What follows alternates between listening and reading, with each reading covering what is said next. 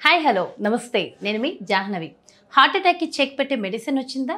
ఈ మెడిసిన్ ఎవరెవరు తీసుకోవాలి, ఎలా తీసుకోవాలి, ఈ విషయం మీద మనకి డీటెయిల్గా ఎక్స్ప్లెయిన్ చేయడం కోసం మనతో ఉన్నారు director cardiology clinical research senior cardiologist doctor Srinivas Kumar గారు. మాట్లాడేద్దాం. నమస్తే సార్. నమస్తే సార్, హార్ట్ అటాక్కి బై చెప్పేసి మెడిసిన్ వచ్చింది అని ప్రెస్ మీట్ పెట్టి మరీ చెప్పారు. అసలు ఏంటి సార్ ఆ మెడిసిన్? దానికి సంబంధించి డీటెయిల్ ఇన్ఫర్మేషన్ ఇవ్వండి. అంటే ప్రెస్ మీట్ పెట్టింది దానికోసం కాదు. ప్రెస్ మీట్ పెట్టింది మేము టీసీటీ ప్లస్ ఇండియా అనే ఇంటర్నేషనల్ కార్డియాలజీ కాన్ఫరెన్స్ చేసాము. అంటే అది ఇండియాలోనే సెకండ్ బిగ్గెస్ట్ కాన్ఫరెన్స్.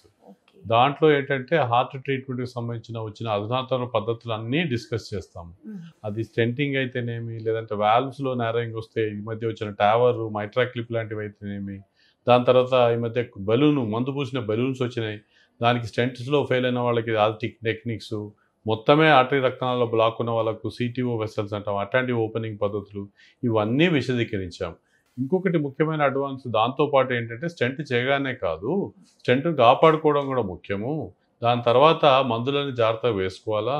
ఇంతకుముందు మన కొలెస్ట్రాల్ కంట్రోల్ చేసే మందులు ఏవైతే స్టాటిన్ మాత్రలు ఉండేవో దానివల్ల ఒక 30% 40% మందికే కొలెస్ట్రాల్ మనకి ఎంతైతే మోతాదులో తగ్గాలో అంత మటుకు తగ్గుతుండే.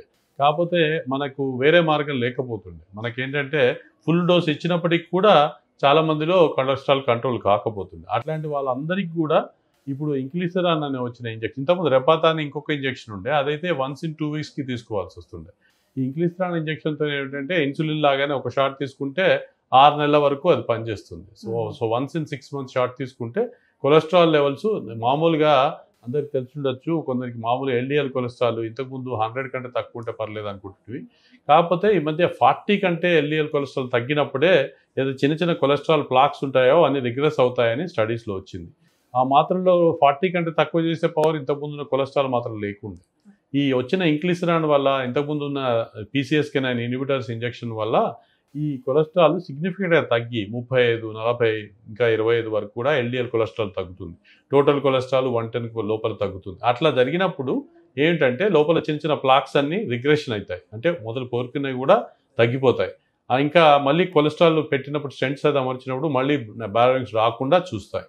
ఈ కొత్తగా వచ్చిన మందు ఎందుకు వరదాయిని ఇట్లాంటి వాళ్ళకంటే, ఒకటి డైలీ వేసుకోవాల్సిన న్యూసెన్స్ లేదు, 2 6 నెలలకు ఒకసారి ఈజీగా ఇన్సులిన్ లాగా తీసుకోవచ్చు, 3 దానికి ఏమాత్రము సైడ్ ఎఫెక్ట్స్ లేవు. ఎఫికసీ చాలా ఉంది, ఏమాత్రం సైడ్ ఎఫెక్ట్స్ లేవు.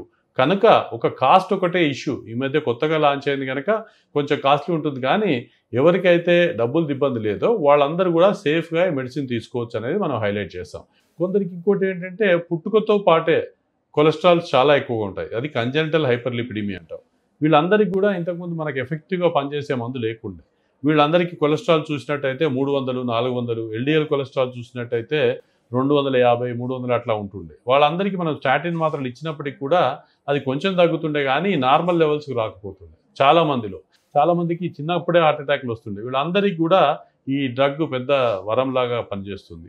కాకపోతే కొన్ని రకాల కొలెస్ట్రాల్ అబ్నార్మాలిటీస్ ఫెమిలియర్గా ఉంటాయి. టోటల్ కొలెస్ట్రాల్, ఎల్డిఎల్ కొలెస్ట్రాల్ అని ఎక్కువ ఉన్న వాళ్ళకు ఇది బాగా పనిచేస్తుంది. కానీ కొందరికి ట్రైగ్లిజరైడ్స్ కాంపోనెంట్ ఎక్కువ ఉన్న వాళ్ళకు కొంచెం తగ్గినా అది ఎఫెక్టివ్గా తగ్గదు. So total cholesterol, LDL cholesterol ఎక్కువ ఉండి ఫెమిలియల్ ప్రాబ్లమ్స్ ఉన్న వాళ్ళకు కూడా ఈ మందు చాలా పనిచేస్తుంది. అదే కాకుండా LP(a) అని ఇంకో స్మాల్ అదో టైప్ ఆఫ్ కొలెస్ట్రాల్, దాన్ని కూడా కంట్రోల్ చేసేదానికి ఇంతకుముందు మందు లేకుండే. ఇప్పుడు దాన్ని కూడా కంట్రోల్ చేసేదానికి ఈ మందు పనిచేస్తుంది. అదే కాకుండా ఇంకా LPA(a)ని కంట్రోల్ చేయడానికి ఇంకా ఎఫెక్టివ్ మందులు కూడా రీసెర్చ్లో ఉన్నాయి.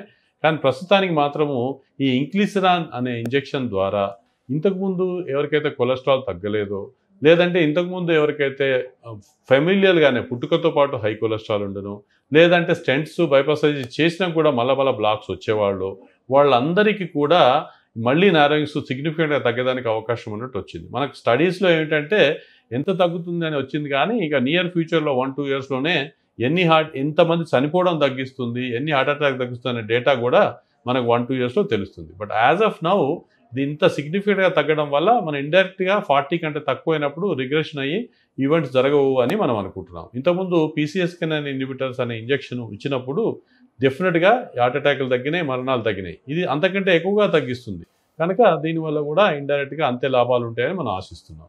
ఇవి కాకుండా చాలామందికి ఏం ప్రశ్న అంటే, నాకేమి లేదు నేను తీసుకోవచ్చా ఇంజెక్షన్ అనేది ఇంకో భావన. అయితే మనం ఏదైనా మెడిసిన్ రికమెండ్ చేసినప్పుడు దాని కాస్ట్ బెనిఫిట్ అనాలిసిస్ అని, కాస్ట్ బెనిఫిట్ రిస్క్ అనాలిసిస్ అని చేస్తాం. మామూలు వాళ్ళకు ఎంత హార్ట్ అటాక్ వచ్చే ఛాన్స్ ఉంది, ఎంత చనిపోయేదానికి అవకాశం ఉంది, దానికి ఎంత ఖర్చు అవుతుంది ట్రీట్మెంట్కు, లేదంటే ఈ మందుకు ఎంత ఖర్చు అవుతుంది అనే దాన్ని మనం కాస్ట్ బెనిఫిట్ అనాలిసిస్ అంటాం. ఇది మామూలు మనుషులలో రికమెండేషన్ రావడానికి ఇది చాలా ఇంపార్టెంట్ క్యాలిక్యులేషన్. కానీ ఎవరైతే మనకు డబ్బులది ప్రాబ్లం లేదో, వాళ్ళకు వాళ్ళు పెట్టుకోగలుగుతారో వాళ్ళందరికీ కూడా ఈ మందు తీసుకోవడం క్వైట్ సేఫ్. ఎలాంటి సిమ్టమ్ లేకపోయినా సరే తీసుకోవచ్చు. అంటే కొలెస్ట్రాల్ ఎక్కువ ఉండాలి. కొలెస్ట్రాల్ ఎక్కువ ఉన్న వాళ్ళకి సిమ్టమ్స్ వచ్చే వరకు వెయిట్ చేయకూడదు. అదే మన కాన్సెప్ట్. కొంతమందికి సిమ్టమ్స్ ఉంటాయి సార్, 1 వీక్ ముందు నుంచి కొంచెం తెలుస్తున్న వాళ్ళకి డెఫినెట్ గా యూజ్ ఉంటుంది, అలా డౌట్ లేదు. ఈ హార్ట్ అటాక్ వచ్చినా, స్టెంట్లు పెట్టినా, బైపాస్ సర్జరీ అయినా, ఆల్రెడీ నొప్పి వస్తున్నా వాళ్ళకి డెఫినెట్ గా తీసుకోవాల్సిందే, తీసుకోగలిగితే. తీసుకోలేకపోతే అది వేరే ప్రశ్న. తీసుకోగలిగితే డెఫినెట్ అలా లేకుండా కేవలము హై కొలెస్ట్రాలే ఉండి ఇంకా అటాక్ రాలే, నొప్పి లేదు, సిమ్టమ్స్ లేవు, అట్లాంటి వాళ్ళు తీసుకునే దానికి తీసుకోవచ్చా లేదా అని ప్రైమరీ ప్రివెన్షన్ అంటాం. ఆ ప్రైమరీ ప్రివెన్షన్లో కూడా ఇది ఎంత పనిచేస్తుందానికి అధ్యయనం మొదలైంది. ఇండైరెక్ట్గా ఎవిడెన్స్ ఏమిటంటే ఇలా హై కొలెస్ట్రాల్ ఉండి ప్రైమరీ ప్రివెన్షన్లో కూడా ఇది పనిచేస్తుంది అనేది ప్రెడిక్షన్. దీని స్టడీస్ ఇంకో 1-2 yearsలో బయటకు వస్తాయి. కానీ యాజ్ ఆఫ్ నౌ ఏంటంటే ఎవరికైతే ఇబ్బంది, ఫైనాన్షియల్గా ఇబ్బంది లేదో, డ్రగ్ బాగా పనిచేస్తుంది, ఎఫెక్టివ్నెస్లో డౌట్ లేదు, కానీ దాని సైడ్ ఎఫెక్ట్స్ ఏమైనా ఉన్నాయా అనేది చూసుకుంటే సైడ్ ఎఫెక్ట్స్ అసలే లేవని తెలిసింది. సో మీరు ఖర్చు పెట్టుకునేది ఉంటే సైడ్ ఎఫెక్ట్ లేనప్పుడు దాన్ని ఎఫెక్టివ్గా కంట్రోల్ చేసే మార్గం ఉంది.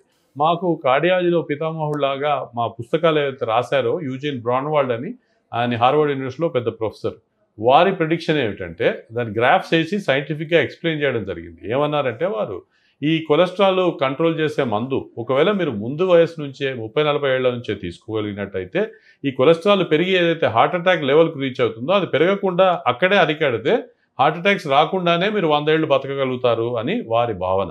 అందుకే దాన్ని ఈ హార్ట్ అటాక్స్లకు వ్యాక్సిన్ లాగా పనిచేస్తుంది అనేది దానికి ఇండైరెక్ట్గా మనం తెలుసుకొని చెప్తున్నాం.